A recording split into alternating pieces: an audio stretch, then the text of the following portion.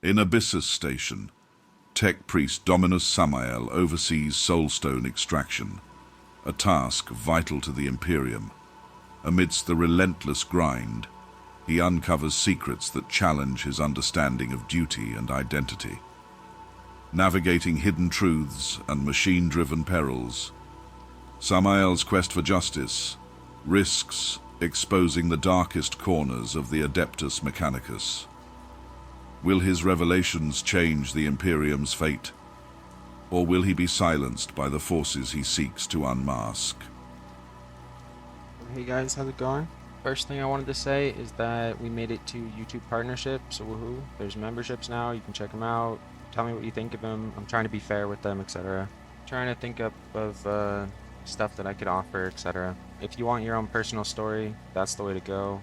And yeah, something quick about me, I'm getting better at Python, and that's pretty cool. So this is part 1 of a part 3 series. This one's a little technical. Enjoy. And thank you so much for the support. As always, like, comment, share, subscribe. Enjoy. Thanks.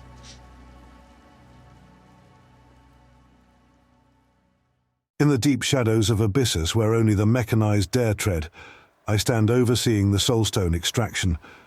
The cavern around me is a behemoth of darkness, pierced only by the sporadic flares of arc welders and the luminescent glow of soulstone veins. My pseudo-skitari, a phalanx of bioengineered labor, work tirelessly. Their movements are synchronized, almost ritualistic, as they man the massive extractors.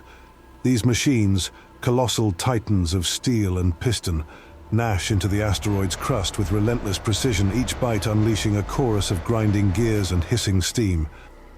The rhythmic pounding is a constant echo in this void, a symphony of industry that fills the cavern with its oppressive cadence. The skitari do not falter, their bodies augmented for this sole purpose, their minds void of weariness. I monitor their progress through my augmetic interface, data streams flowing before my eyes, thermal outputs, structural integrity, soulstone purity.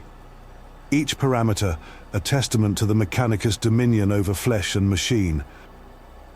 As I walk between the towering machines, my own mechadendrites, slender, multi-jointed appendages, extend to fine-tune a misaligned drill here, recalibrate a sensor array there.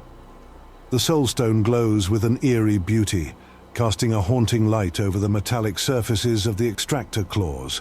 It is a reminder of why we are here. This rare, psychic-resistant mineral is not just a resource. It is a shield against the warp's corrupting influence, a bastion for the Imperium's endless war. My existence here is both a duty and a penance, a constant battle waged not against flesh and blood but against the entropy of the material and the elusiveness of the spirit. Each shard of soulstone extracted is another step towards salvation, another step away from the chaos that beckons so hungrily from beyond the veil of reality. Within the fortified sanctum of the control hub, I immerse myself in a constellation of holographic displays. Each screen floats before me, a window into the myriad facets of Abyssus's relentless operations.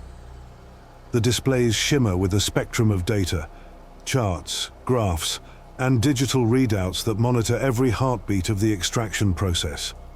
My augmented eyes, enhanced with retinal implants, decode the rapid flickering of information. They analyze the flow of operations with a detachment befitting my station as a tech priest Dominus. Adjusting parameters with the slightest twitch of my fingers, I recalibrate extraction rates and power allocations, ensuring the machines work at optimal efficiency. My movements are methodical, each adjustment calculated to sustain the harmony of this vast mechanical orchestra. Power fluctuations in Sector 4. Permas Gertum, its voice a monotonous drone that contrasts the vibrant displays. The AI's avatar appears on a nearby screen, its icon pulsating in sync with its speech. So I nod, acknowledging the report. Reroute auxiliary power to stabilize.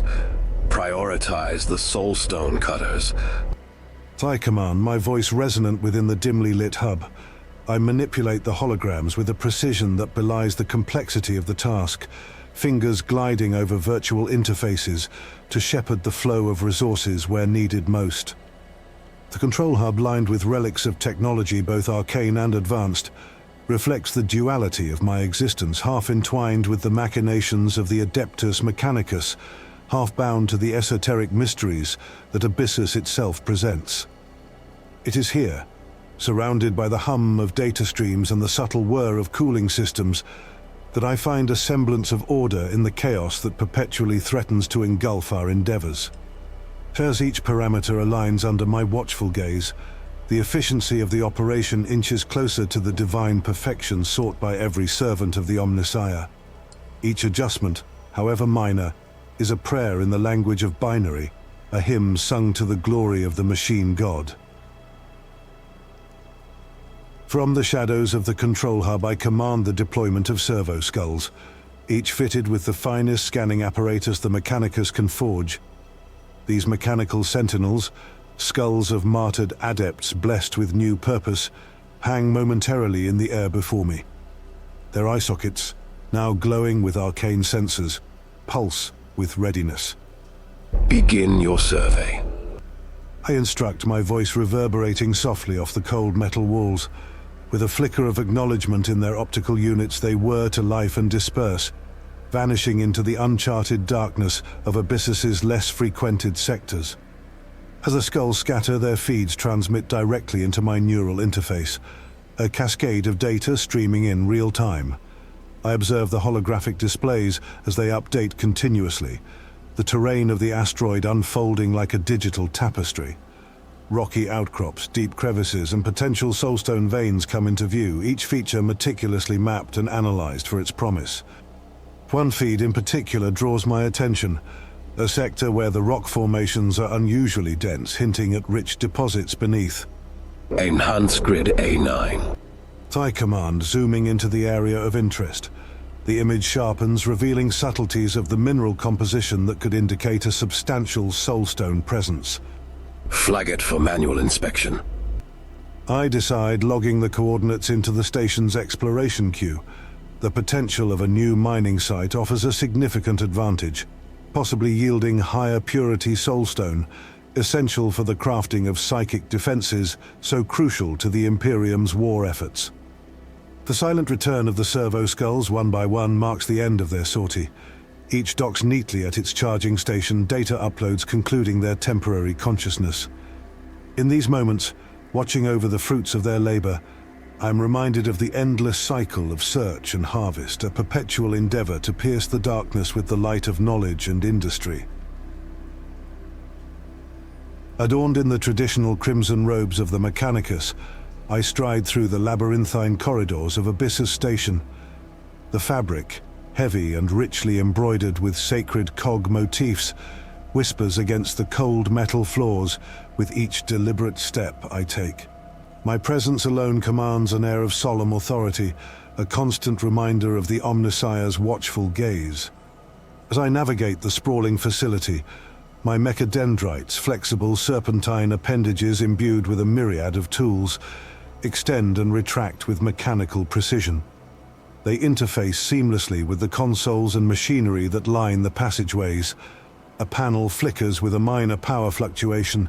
Without pausing, one of my mechadendrites whirs into action, its fine tools making quick adjustments to the circuitry.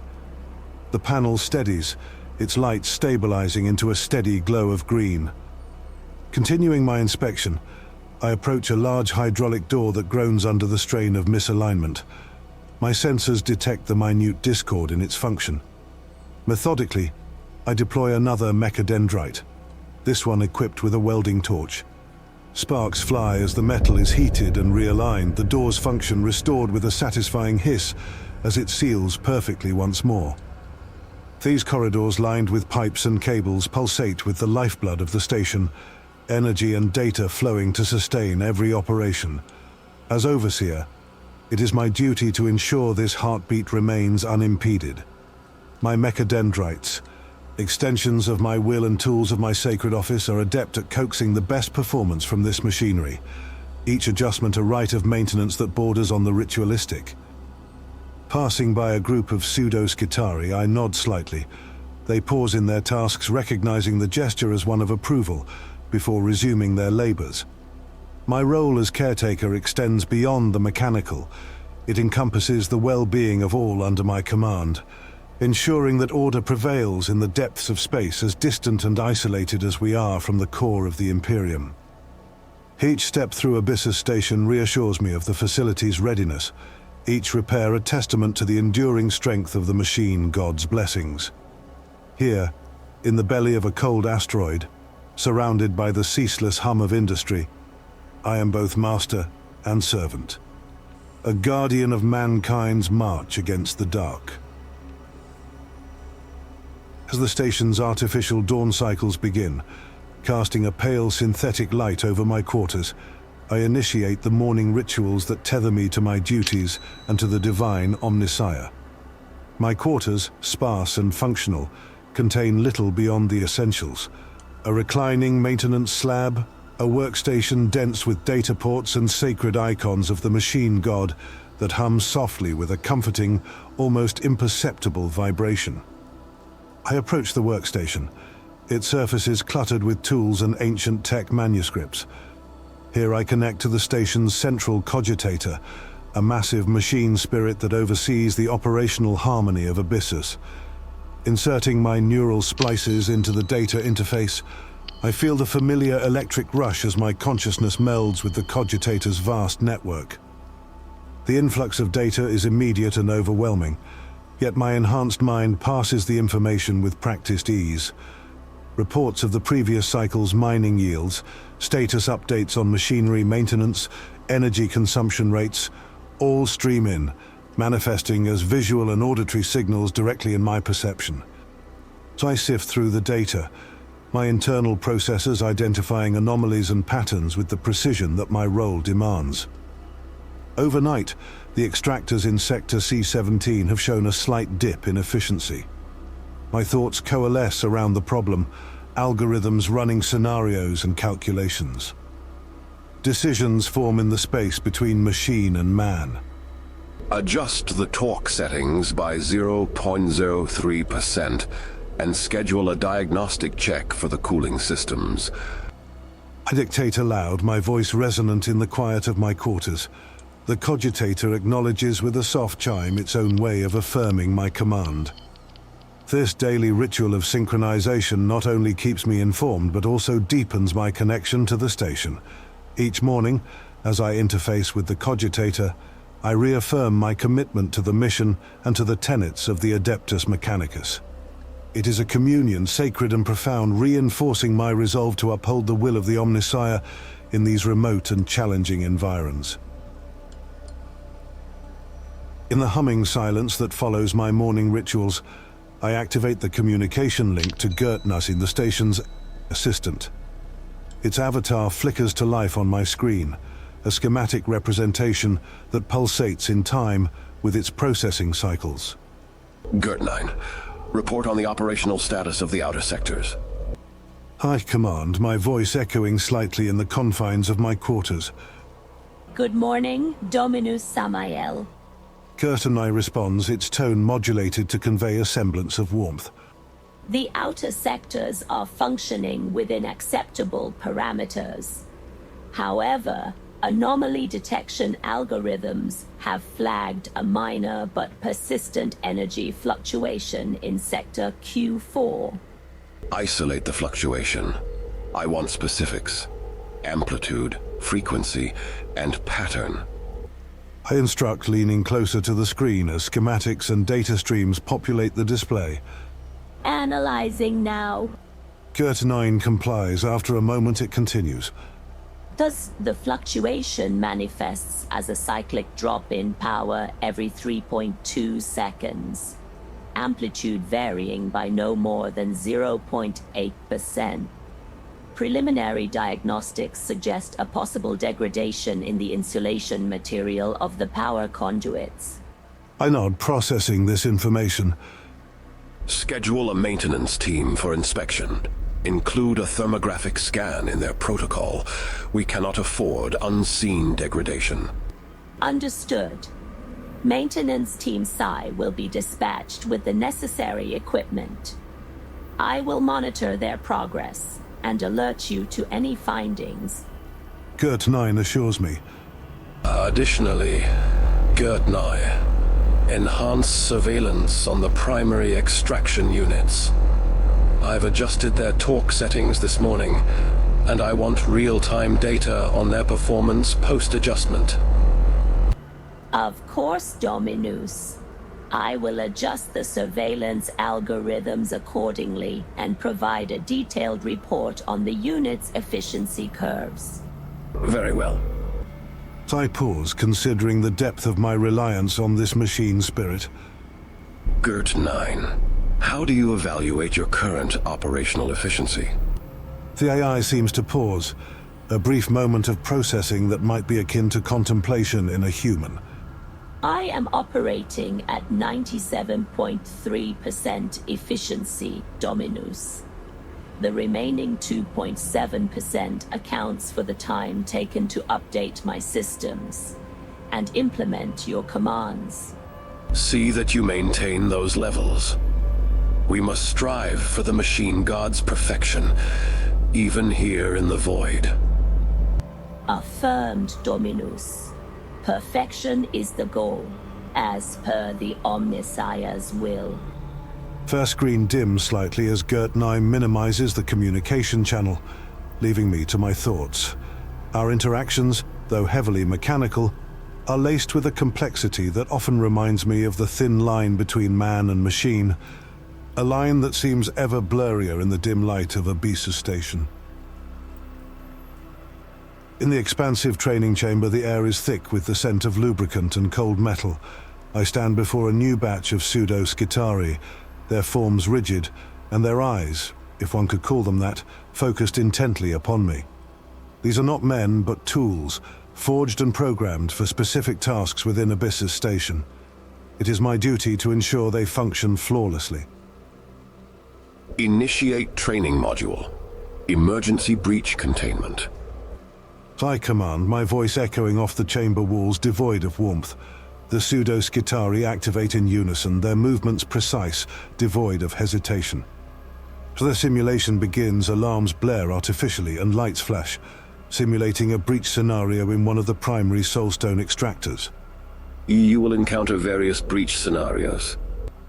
I explain as holographic displays around us illustrate different types of emergencies. Fires, hull ruptures, and toxic gas leaks. Your response must be immediate and effective. Hesitation or failure is not acceptable.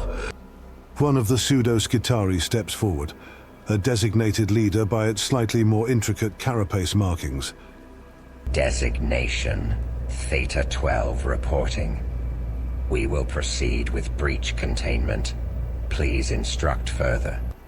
Theta 12. Simulate sealing procedure for hull rupture.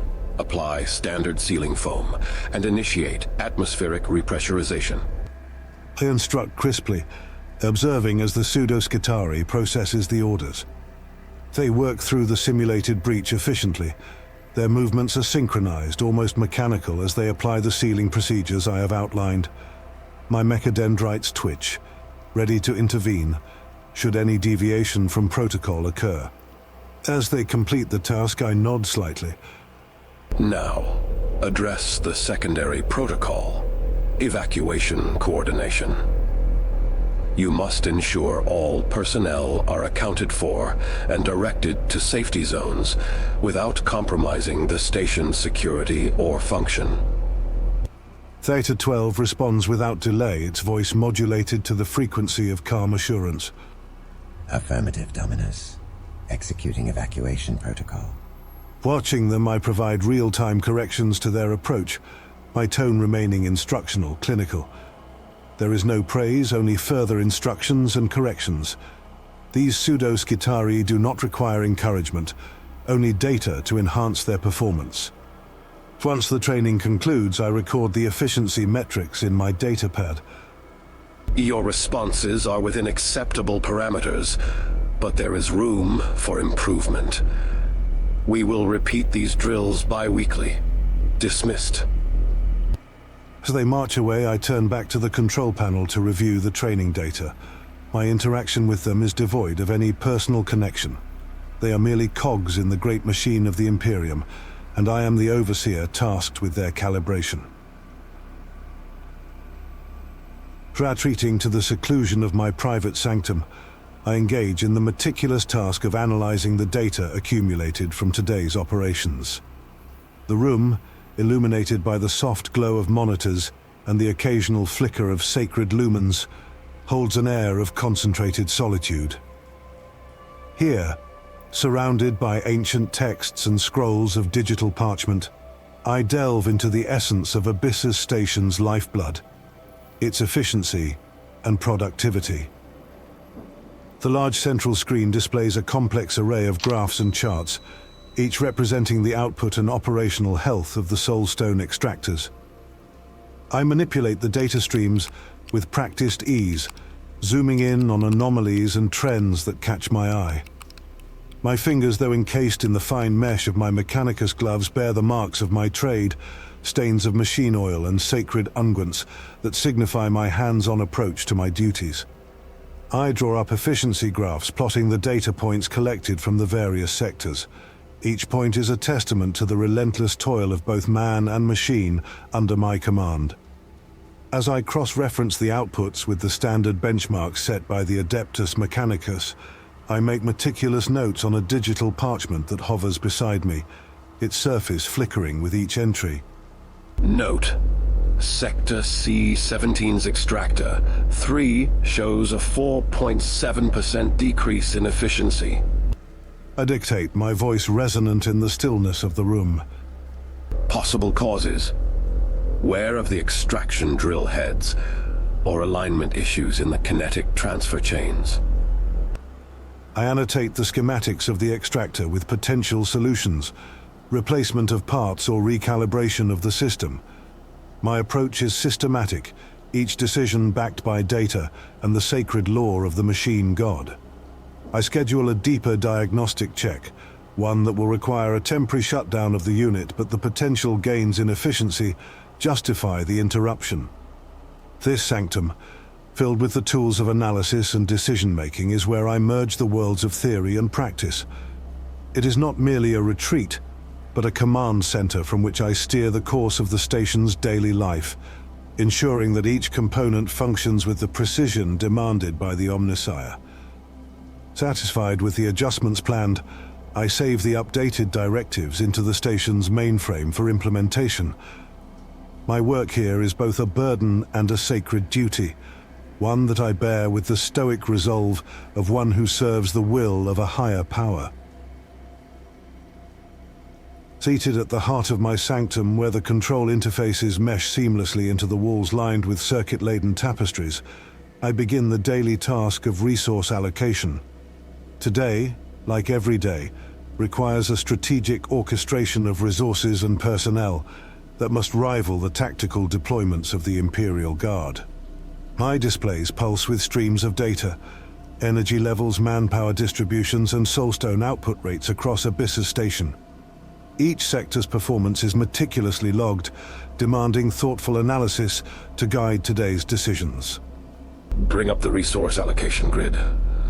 I command, my voice a firm whisper resonating through the sanctum's hushed air. Gert 9 responds, its voice a calm, synthesized tone emanating from the room's speakers. Resource allocation grid activated, Sammael. The grid materializes holographically before me, pulsating gently with indicators, blue for surplus, red for deficit, and amber for maintenance alerts. My augmented eyes, capable of perceiving even the subtlest shifts, scrutinize the grid with clinical precision. Sector G5 shows a 12% energy surplus. Reroute that excess to sectors R1 through R3. They're showing a deficit that could impede today's extraction targets. I dictate, manipulating the energy flows on the grid with a sweeping gesture of my hand. Curtinine promptly executes the commands. Rerouting energy from Sector G5 to Sectors R1 through R3 now, Sammael. Text I focus on personnel deployment. The pseudo-Skitari, though largely self-sufficient, require careful oversight and periodic recalibration, tasks not well suited for the station's limited allotment of Skitari, whom I deploy with a meticulous consideration of their skills and endurance limits. Deploy Team Kappa to oversee recalibration in Sector Q4. Also, assign 2 additional Skitaris to Sector M2. The increased soulstone purity there demands more nuanced expertise. I continue, strategically placing personnel tokens across the grid. Deployment orders for Team Kappa and additional Skitari to sectors Q4 and M2 have been issued. My integration with the station systems allows for a decision-making fluidity that borders on prescience. Predictive algorithms assist in shaping my commands, but it is the touch of human insight, honed by decades of service and devotion to the Omnissiah, that refines them. This daily ritual is not merely administrative, but a critical ballet of logistics that sustains the lifeblood of Abyssus Station. Each decision underscores my role not just as a caretaker, but as the strategic mind that binds this operation into a cohesive whole. My dedication ensures that no resource is wasted, no effort misdirected, and that every cycle of work progresses the will of the machine god. After completing the meticulous task of resource allocation, I transitioned to overseeing the station's life support systems, a critical function that sustains both the human and machine components of Abyssus. The harsh environment of the asteroid, devoid of atmosphere and besieged by cosmic radiation, makes these systems not merely important, but sacred. Navigating through the narrow corridors lined with pipes and conduits, I reached the central life support control room, a chamber pulsating with the quiet hum of air recyclers and the steady throb of pressure regulators.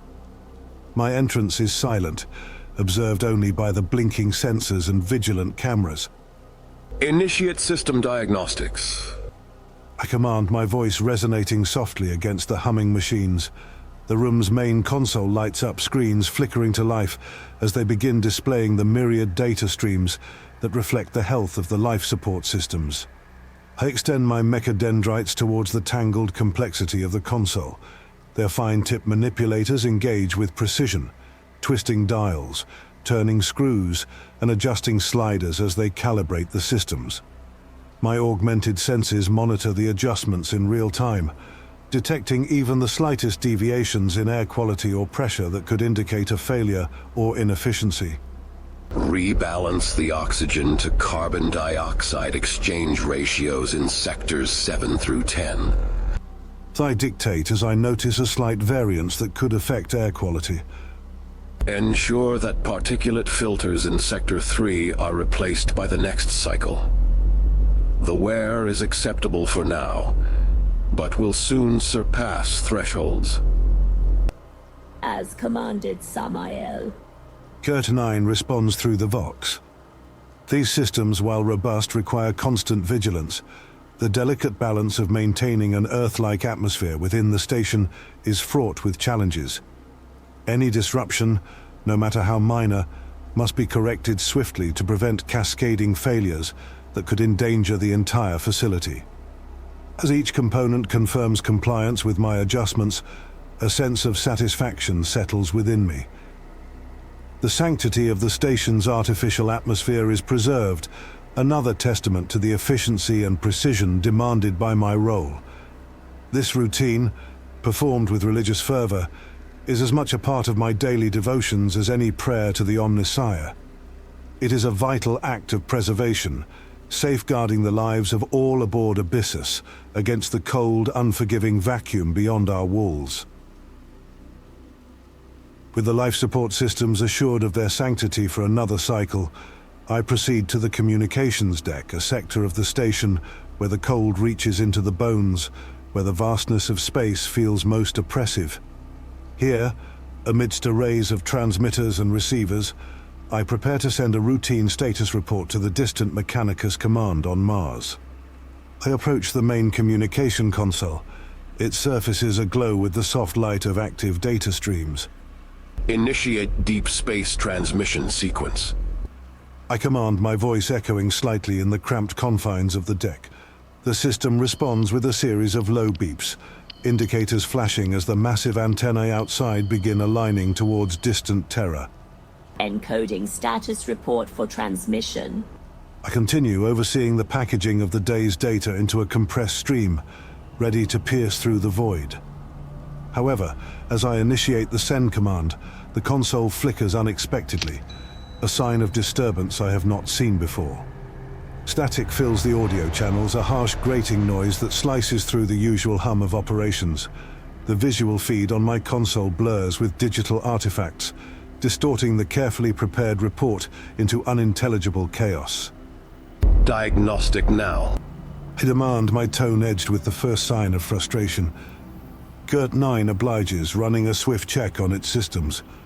No faults found within station parameters. It reports back, the voice of the machine spirit unnervingly calm amidst the malfunction. External interference is likely causing transmission disruption. I narrow my eyes processing this information. External interference on this scale is not common, and the implications are troubling. Attempt to isolate the source of interference. I instruct, though I suspect that finding it through conventional means might be futile. The machine spirit tries to comply, cycling through frequencies and scanning for anomalies, but the effort yields little. The static persists, a cryptic barrier to my communications. With a resigned sigh, I log the incident in the station's official record. Continue to monitor the situation. Notify me immediately of any change. I conclude, already considering the potential implications of this disruption.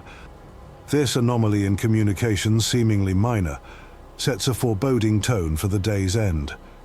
It is a harbinger of deeper troubles that may yet challenge the very security and isolation of Abyssus Station. As I leave the communications deck, the static continues to crackle, a dissonant whisper from the void reminding me that not all is within our control.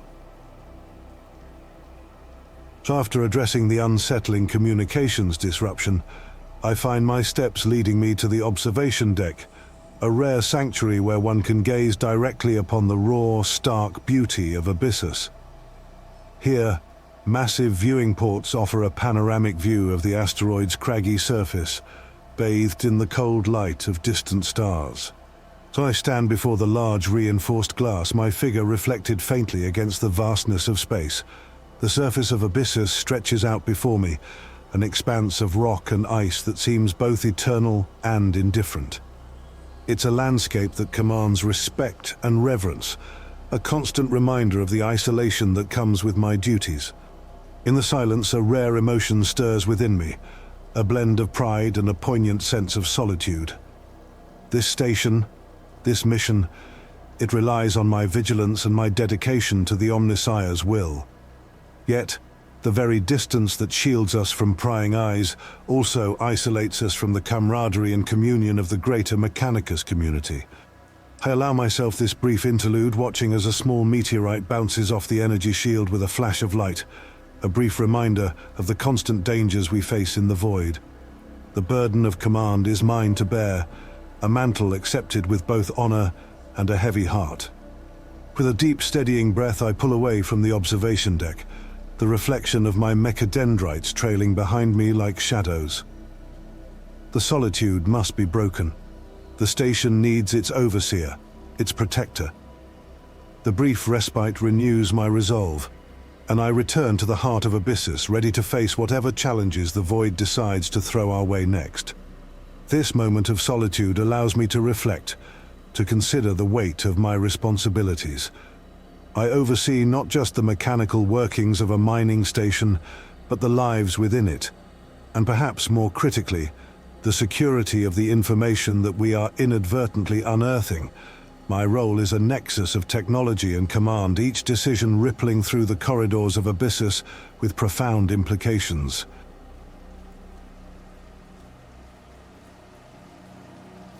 I hope you enjoyed. Like, comment, subscribe. Stay tuned for the next one. Thank you so much. Alright, bye.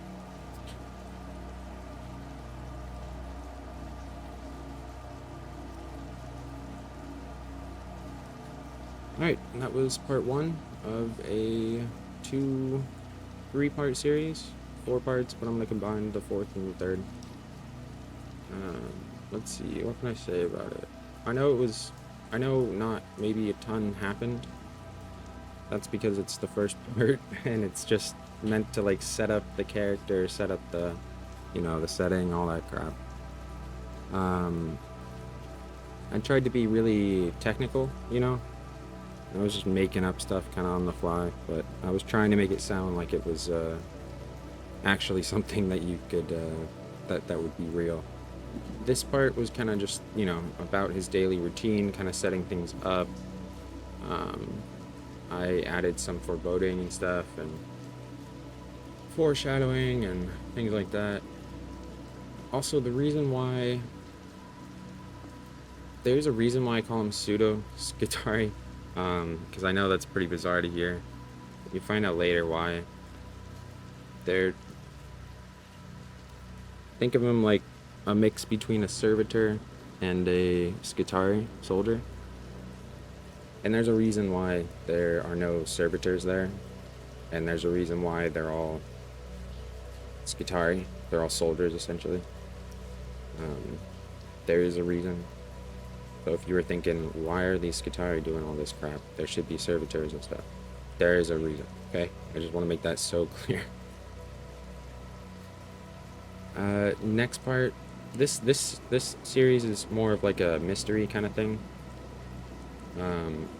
Next part, you'll kind of begin to see the mystery, or, you know, and then start figuring it out. And then the third part, obviously it'll all come to a conclusion.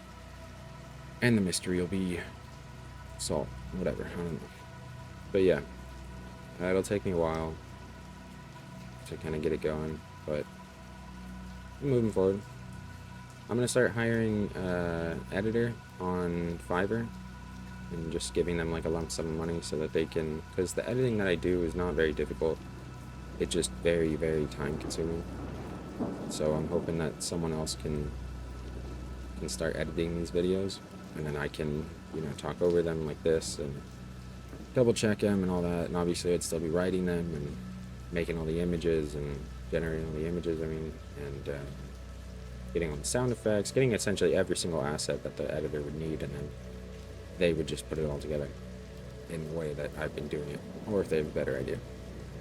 So yeah, hopefully videos will start coming out sooner because of that. Yeah. Also, lastly, yeah, there's the memberships now. We're YouTube partnership. Woohoo!